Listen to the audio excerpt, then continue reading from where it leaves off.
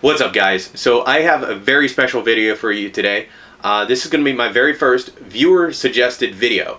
On my last video, when I was at the Dyno up at Innovative Tuning, Stefan Doan commented on that video and said, video of prepping before getting a dyno. And I thought that was a brilliant idea. So if you have suggestions for a video that you would like to see, just either message me or leave it in the comments below. And if it's feasible for me to do it, I'll do it. I'm always up for suggestions and trying new things. So, since I'm going down to Charleston, South Carolina, and I'm going to be doing some dyno pulls, this is actually being filmed on Monday. By the time you see this video, I will probably already be in Charleston. If you want to stay up to date on everything, you should follow my Instagram, which I'm going to put right here. But anyway, I figured this would be the opportunity since I'm taking a road trip down to Charleston, and I'll be doing dyno pulls while I'm there.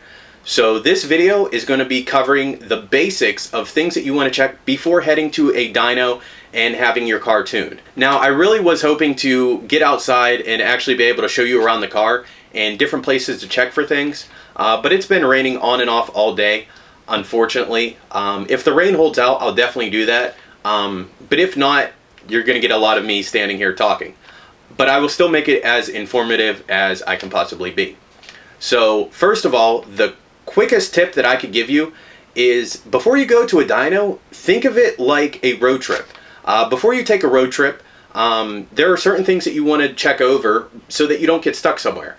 You want to make sure that your tires are inflated properly, you know, that you don't have holes in them or anything, that your fluids are topped off, and that you're not leaking fluids. So if you take nothing away from this video, take that away. Just think of it like a road trip and how you would prep for a road trip and make sure that your car is in good working order before that. Apply that to a dyno run before you go to the shop and get tuned. That being said, I actually am going to get much more specific, and I have a list here of different things that you should check so that your dyno visit goes well as a dyno visit can go, as long as you don't blow up your engine. But there are a lot of little things that you should check, and if you're a newbie or you haven't done this before, a lot of these things you may not know. So I'm just going to try and put out this information, and hopefully I'll help somebody out. First and foremost, you want to make sure that your car is not leaking any fluids. Your oil, your coolant, your transmission fluid, power steering fluid, brake fluid, clutch fluid, your fuel system. Okay, you want to make sure that all those systems are in good working order and are not leaking. If you go to your dyno and you're already leaking fluids before you even get there, you're going to have a really, really bad time. Now, this next one kind of goes right along with that. Check all your fluid levels. All your fluids should be at the proper levels. You do not want to go to the dyno when your car is low on oil or coolant or any of your other fluids. So make sure that all your fluids are at the proper level, and that should at least get you on the right track for having a good day at the dyno. Next, you want to check your tires for damage. It may be very apparent if you perhaps curbed your tire and it's right on the outside that you have a gouge taken out of it. But you should remember that it could either be hidden in the tread itself or on the inside wall of the tire. So you want to make sure that there aren't any cuts, nicks, gouges in your tires, and also that you don't have any screws, nails, staples, or any other debris lodged in your tires. If you go to your dyno with pre-existing tire damage, you're going to have a really bad day. I'm going to add on to that and say that you should check to make sure that your tires have the appropriate speed rating. All tires have a speed rating to them, and that will tell you the absolute highest speed that tire is safe to operate. My car is an STI, and it tops out at about 155. No, I have never gone that fast. I think the fastest I've gone was 130, 135 or so. But you want to make sure that your tires are not going to blow up on the dyno. Some cheap tires have a speed rating where they're safe up to like 90 or 100 miles an hour or so. If you're on a dyno and you actually have a performance car, there's a very good chance that you'll be going faster than 100 miles an hour. So you want to make sure that you don't have any blowouts on the dyno, because that would be very, very bad. And while we are still on the subject of tires, you want to make sure that all your tires are inflated properly. That means that they are all the same pressure and that they are at the appropriate pressure. They're not underinflated. They should not be overinflated. On your actual VIN tag in your door jamb, it will have the exact PSI that your tires should be set to. So you want to set it to that PSI, and make sure that all 4 of them match. You also want to make sure that your car is not slammed. Now, I'm not hating on slammed cars. I don't care. You do you, boo-boo. You drive your slammed car, okay? But when you're going to a dyno, you need to make sure that your car is at a reasonable height so that A, they can drive it onto the dyno, and B, there aren't any hang-ups while it's running. If your car is slammed to that point, they probably won't even look at it, and they'll turn you away and say, hey, fix your ride height. So you don't want your car to be slammed, but you also don't want crazy, ridiculous camber, okay? You'd have to talk with your actual tuner and whoever's operating the dyno to see what camber is acceptable. But if you see some of those crazy cars with like ridiculous camber, they're probably not going to look at it. So they'll turn you away and say, go home, fix your camber issues. In addition to that, your alignment. Your car should be tracking fairly straight. It doesn't have to be absolutely 100% dead on, but it should be acceptable, okay? It should be within spec. Your car should drive straight. If your car has a crazy issue where it pulls to the left or the right or pulls crooked for some reason, you know, you really need to get that fixed, because there's no way it's going to be going straight on a dyno even when it's strapped down. So the tuner's going to check for that before he looks at your car, and if your alignment's jacked up, he's going to send you home. You also want to make sure that your air filter is clean.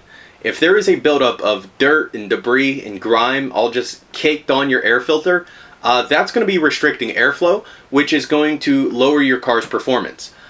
So you definitely want to make sure that that is clean so that you get the most out of your dyno runs. You should also make sure that your MAF sensor is cleaned.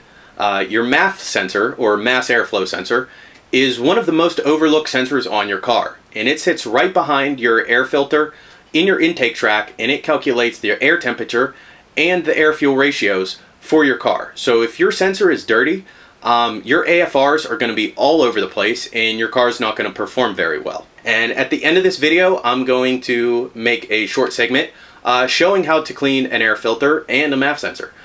So if you're interested in that, make sure you stay tuned to the end, and that's going to roll right after I'm finished talking here. So lastly, to sum up the whole maintenance aspect of this, make sure your car is in overall good working order.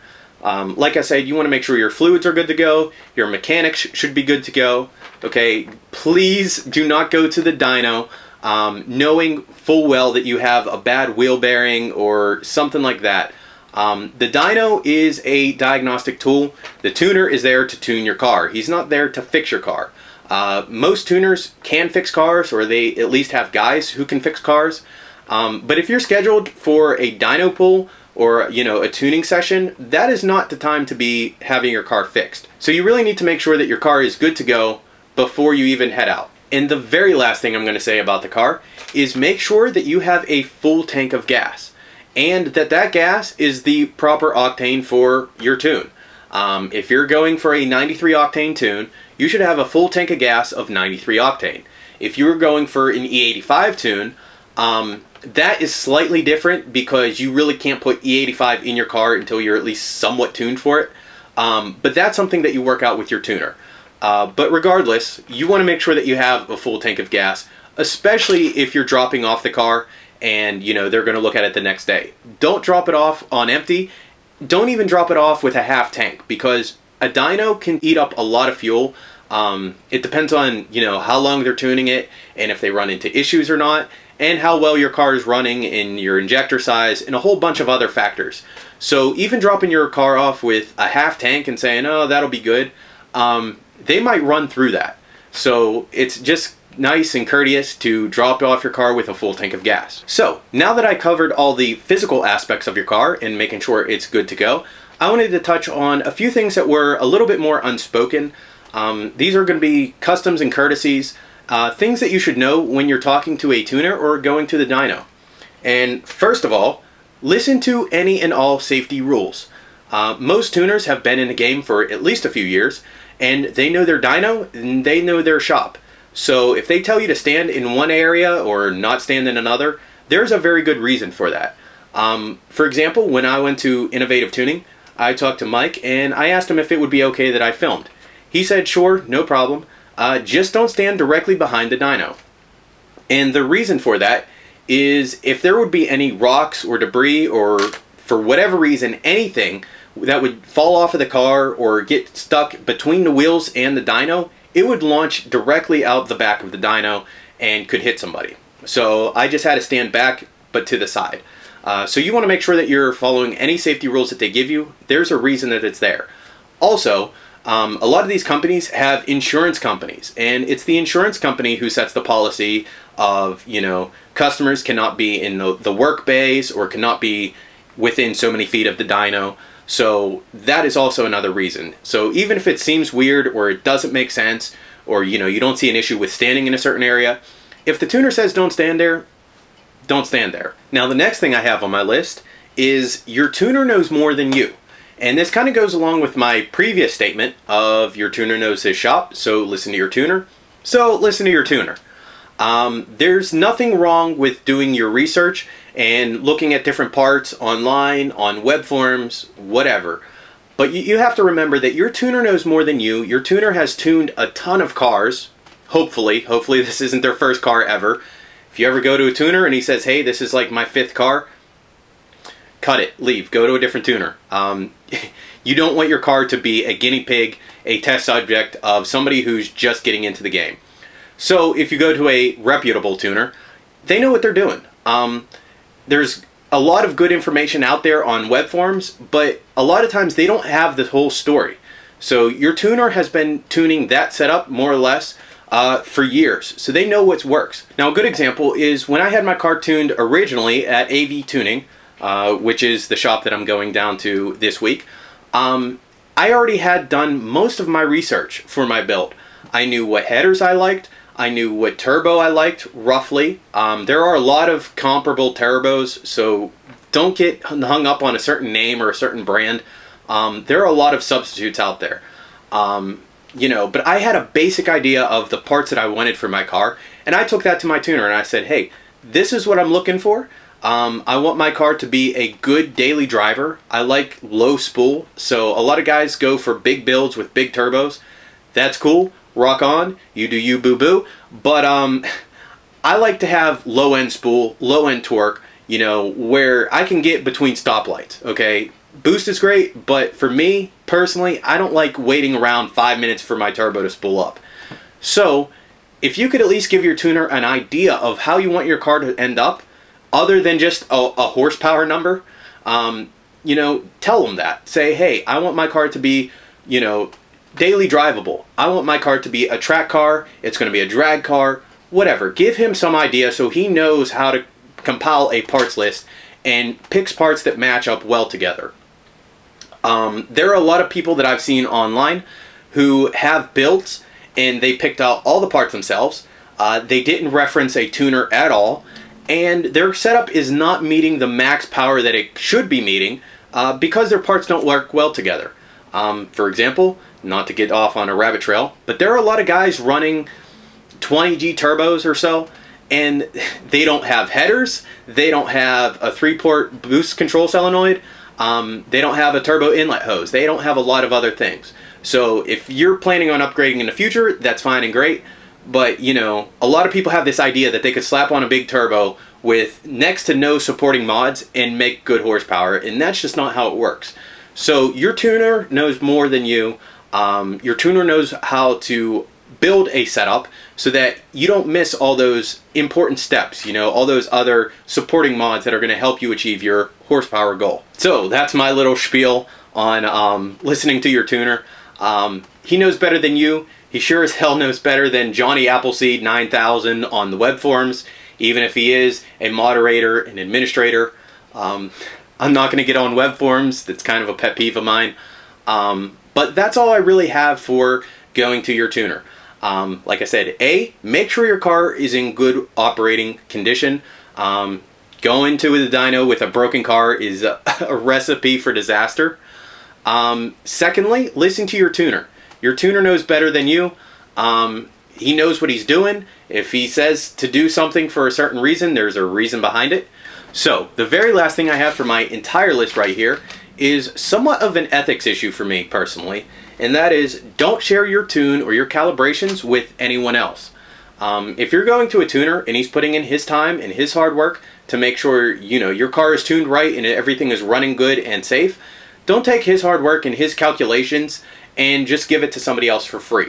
That has to be one of my biggest pet peeves, where somebody comes along and tries to rip off somebody else, and it's not even their work or their idea.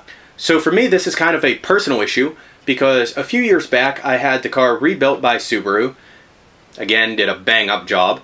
But I was in touch with Anthony at AV Tuning, and that's the shop I'm headed to this week, so stay tuned for more dyno videos. But him and I had been talking, and he said, hey, we're going to fix this, we're going to fix that, and we'll tune the car for you. So him and I were already working on a parts list and everything like that, and all he had to do was tune the car. I had a guy from another shop, the shop that I was talking to before I talked to Anthony at AV, and I was talking to him and basically saying, hey, you know, I decided to go with AV Tuning, for one, because they have an all-wheel drive dyno. This shop that I'm not going to name in this video doesn't even have an all-wheel drive dyno. They just do street tuning, and I honestly would never go to them ever after my experience. But he basically asked me, he was like, hey, so it's cool that you're going to AV and all, but you mind swinging by sometime after you're tuned and I could check out that tune? No. Hell no. That's Anthony's work. He deserves the credit for it. He deserves the recognition. And that is his idea. You know, that is his calibrations and everything. So I'm not going to show it to anybody else. So I'm going to end on that note.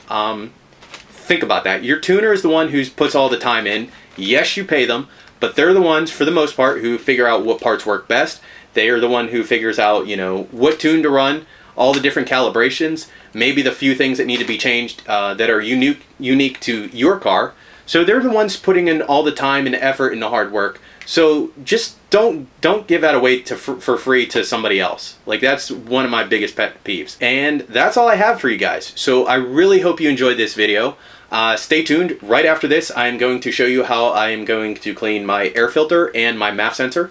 But yeah, I hope you enjoyed this. This was a viewer suggested video. So if you want to see certain videos, put it in the comments below, and I'll try and do them if it's feasible for me.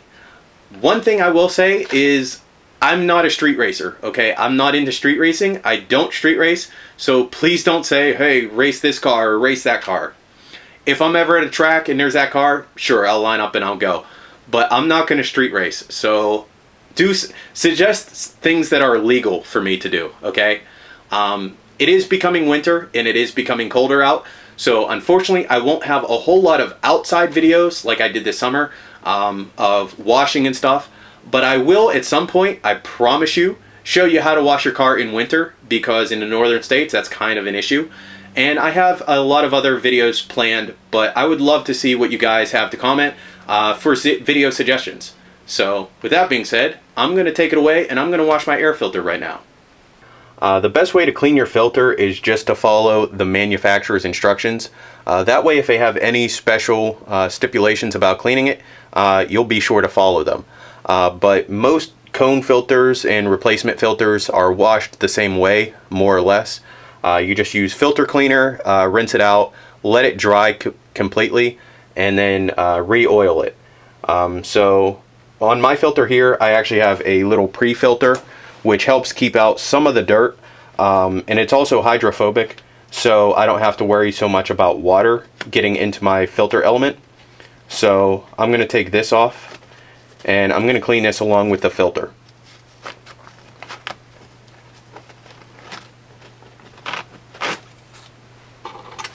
And I have my filter element right here. As you can see, it's completely filthy. This is actually supposed to be a light red color, and instead it's black.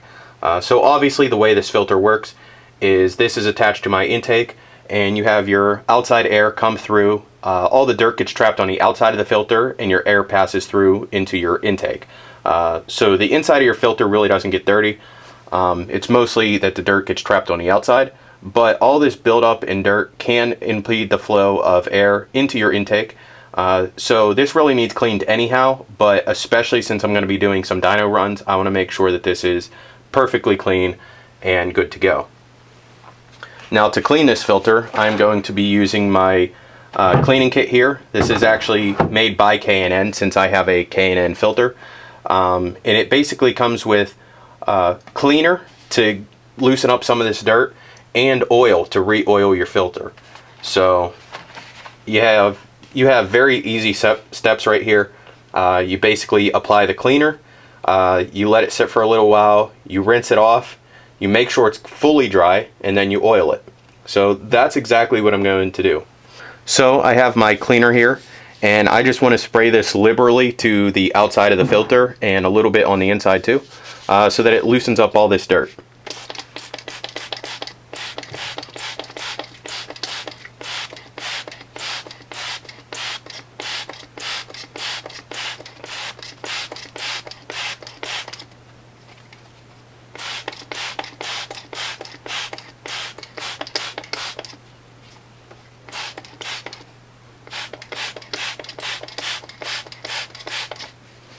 And now that I've finished spraying this, I'm just going to let it set for about a minute so that it has some time to break down some of that dirt and build up.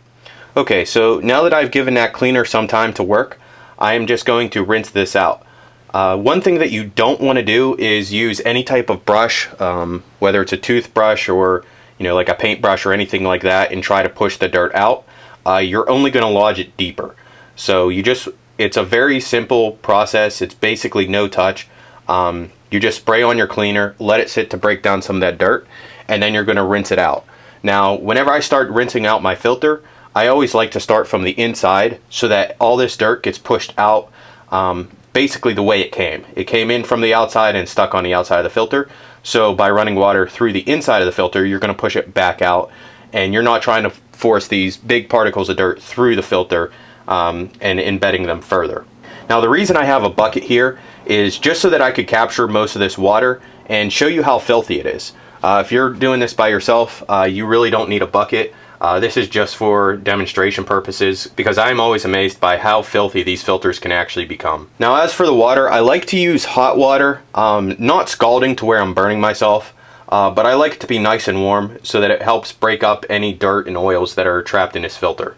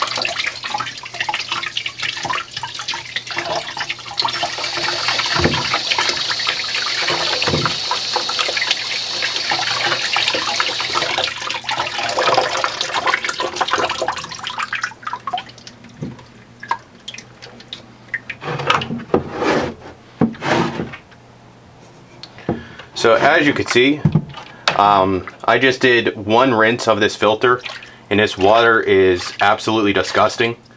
So I'm going to pour this out, and then I'm going to fill it with water, and I am going to twist my filter back and forth to help work out any more dirt. And as you can see, in this water there is all kind of dirt and debris. There's oil floating on the top.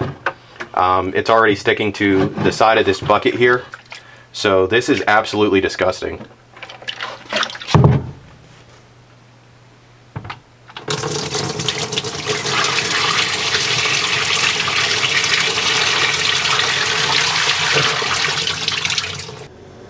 Alright, so now that I rinsed it once, I dumped out my bucket and I filled it halfway with warm water, warm to hot water, and I'm going to clean it again because I like to clean my filters twice. So I'm going to repeat the same step as I did before, where I'm going to spray this down with some cleaner here.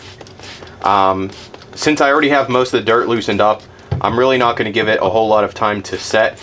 But this time, instead of just running the water through it, I'm going to place this in the bucket, in the water here, and I'm just going to twist it back and forth and try to work loose any more dirt or debris that I could get out.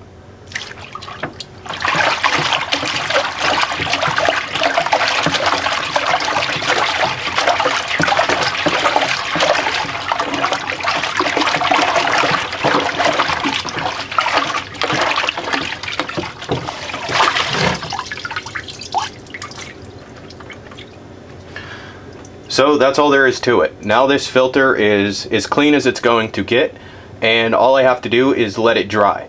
It's very important that you let your filter completely dry before you try to oil it, or you're going to run into issues.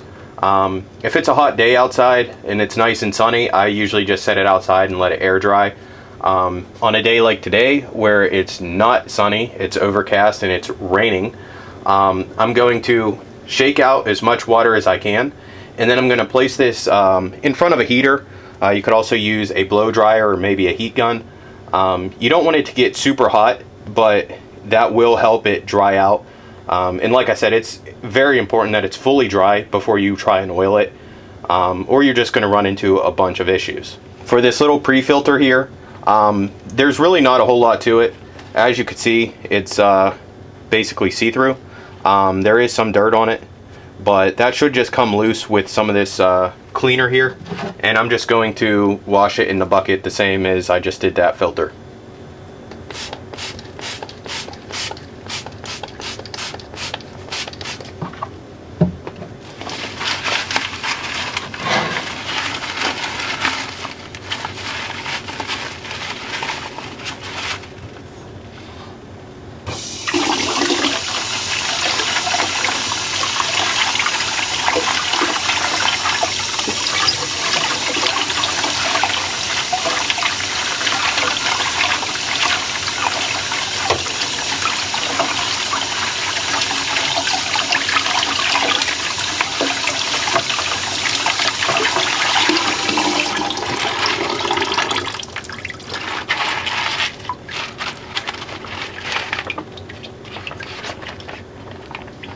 And I'm just going to let this air dry as well.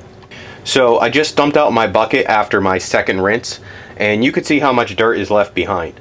I actually washed out my bucket after the first rinse, so all this dirt here is just from the second rinse alone. And you have to figure there was how much more dirt that was dumped out when I dumped out all the water. But there's fairly large particles in here, and all of this is what's clogging up your air filter and preventing air from getting into your intake and degrading your performance.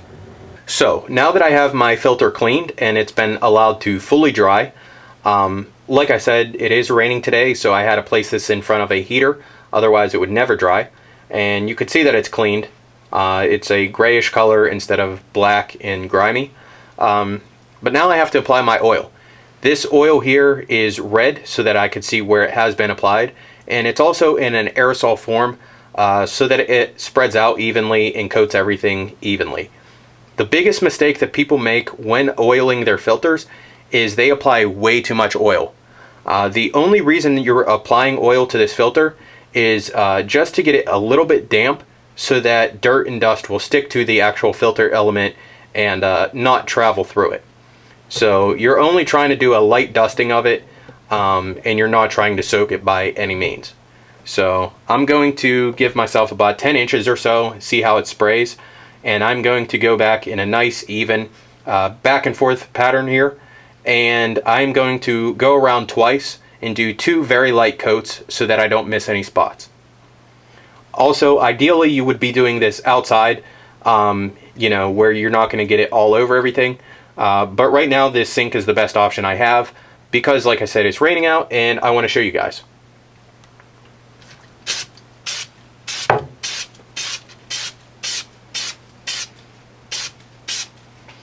So right back here where I started, and I'm going to go around twice.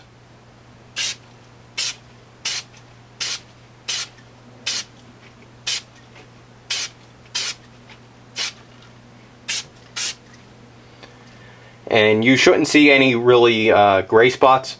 For the most part, this has a reddish tint to it, and you just want to let this set for a little bit, because this oil is actually going to soak into the filter element. So right now it looks like it's over oiled, but it's really not. Once it soaks in, it will be fine, but I definitely don't want to add any more oil. Now I'm going to take a paper towel and I'm going to wipe off this excess from these rubber areas where you don't need to have oil.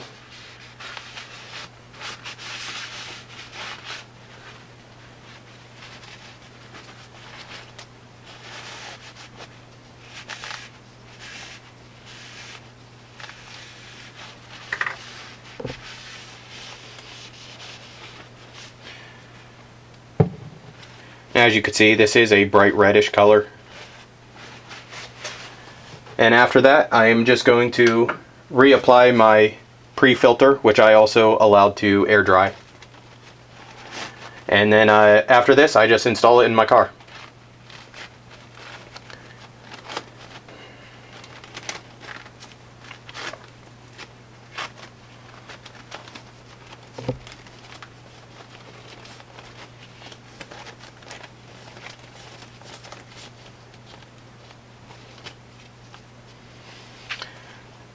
So that's how you clean an air filter. Now all I have to do is install it in my car. So I removed my MAF sensor from my car so that I can clean it. Your MAF sensor actually has two elements to it. It has a heat sensing element here on the side, and up inside, which you probably cannot see, it actually has a sensor which measures your airflow. Right now my car is running a speed density map, so the only information it is pulling from the MAF sensor is the temperature from this side sensor here. But I'm still going to show you how to clean this because chances are you have a MAF tune. So first of all, this heat sensor, as you can see, this side faces the front of my vehicle, so this side is usually the dirtiest. I'm not sure how well it's picking up on camera. I kind of have lighting issues, but in person you could see that the front is not shiny at all of this little glass element here. On the back it is. It's a nice shiny amber color. In fact, I could see through and see one of the wires through the glass area, but on the front you really can't see anything. It's very dark and dull and you can't see much. So I'm going to clean this off. Now ideally whenever you're cleaning your MAF, you want to be using MAF cleaner. You should be able to find it at any auto parts store. I don't have MAF cleaner right now. I have electronics cleaner from Radio Shack. MAF sensor cleaner is preferred, but if you don't have any and you have some electronics cleaner, this will work as well. Maybe not quite as good, but most guys don't have any issues using it. I'm using this because I'm not even using my MAF sensor, and if you saw my dyno video previously at Innovative, this sensor is pretty much toast. So I'm using the heating element here, the heat sensor, but as for the actual MAF that's going to be measuring my airflow, this whole piece is done and I need a new one. So to clean this element on the side, I'm going to hit it with some of this cleaner here, and I'm almost out, but that'll clean that up good. As for cleaning the actual elements up inside, you never want to spray it directly in here. You never want to use anything other than MAF cleaner or at least electronics cleaner. Please, for the love of God, do not use brake cleaner or carburetor cleaner because it will melt everything and destroy it. You don't want to spray your cleaner directly up in here though. Kind of want to hold it to the side and just spraying it like this with roughly a 90-degree angle or so, no more than a 45-degree angle. That'll allow the cleaner to get in there and clean off all the dirt, and you shouldn't have any issues.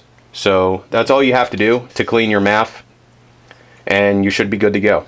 So if this is something that you're going to attempt, or if you have to remove your MAF sensor for any other reason, it's a good idea to have at least one spare O-ring on hand before you do the removal, so that you can put it back even if this O-ring fails or cracks. I actually purchased mine online. I believe it was called the O-Ring Store, and I got a pack of 10 for the price of one that would have come from the dealership. If you're not sure what the dimensions are, you should be able to find them online. I found mine on a web forum. It was actually, I believe, Naziok. So you should be able to find online the actual dimensions for the O-rings for your car, and you should be able to buy them online for cheaper than you can from a dealership. If you don't care, you should be able to just go to the dealership and it's the same O-ring. So that's basically how you clean a MAF sensor. Like I said, use MAF cleaner only or electronics cleaner if you have that, but I would never use any other cleaner on this. It's better to have a dirty MAF sensor than one that's completely damaged. So just be careful how you clean it. just realize that it is a very sensitive element, and a bad MAF sensor or a very dirty one could throw off your air fuel ratios and make your car run like crap. Let it burn, let